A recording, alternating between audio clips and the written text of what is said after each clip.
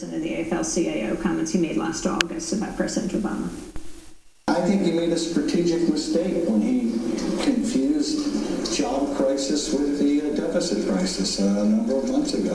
When he would talk about job creation and in the same sentence talk about deficit reduction, and people got the two confused, and he helped with that. And I think that was a strategic mistake. And he started playing on the Republican ground. Deficit reduction. Look, we don't have a short-term deficit crisis. It does not exist. We have a short-term jobs crisis. And if you fix the job crisis, the deficit crisis goes away. Mike Elk, what about those comments of Richard Trump? And also the allegations by some folks that in the huge labor battle in Wisconsin, President Obama was MIA. Yeah, well, this is what I'm talking about. Organized labor leaders last year were saying, pretty critical things of President Obama. Now Trump had turned around this week and said Obama's been fighting aggressively for workers' rights, health and safety in their jobs. And now he comes back and it really hurts the credibility of labor leaders with their members.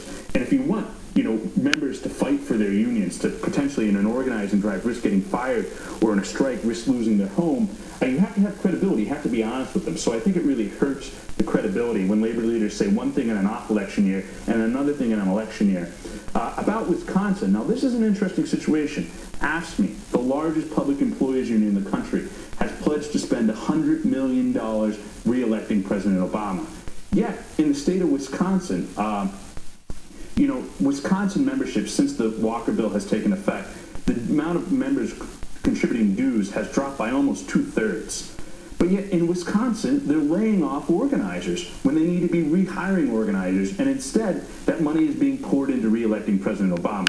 Now, I think it's a big, huge strategic mistake that President Obama has never made a single major speech on the issue of workers' rights. Sure, he can't pass workers' rights provisions through the Senate, but like climate change and immigration, where he both gave major speeches. Mike Elk, we're going to have to leave it there. I want to thank you for being with us. In these times, labor journalist and Arthur Cheliotis, president of Local 1180 Communications Workers of America, part of the AFL-CIO, which endorsed early President Obama. That does it for the broadcast. Tomorrow I'll be speaking in